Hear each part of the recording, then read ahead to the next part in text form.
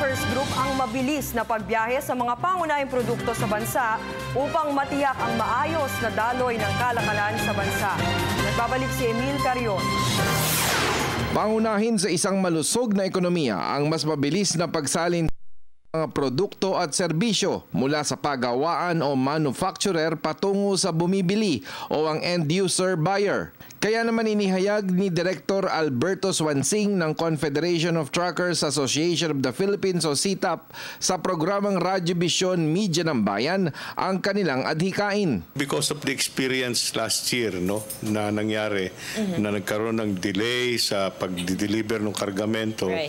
So ang ginawa ng mga traders natin, pinorward order nila yung kanilang mga kalakal na gagamitin nila para sa 2015. Malaki ang epekto niyan, Francis, kasi nababalam yung daloy ng kargamento pag di-deliver ng mga kargamento. Let's say, for example, magmula sa Pantalan papunta sa mga factories. At ganoon din, galing sa factories papunta sa tindahan. Kung sa kalsada ay itinuturing na abala ang naglalakihang mga cargo trucks o maging ang mga pamasaherong sasakyan, ito rin ang simbolo na umiinog ang yaman, serbisyo at market force bansa. Ang aming panukala dyan is basahin natin yung Republic Act 4136 at tunghayan natin yung under traffic rules. Ang nangyari lang sa atin, again, over the years, wala tayong mahigpit na zoning regulation.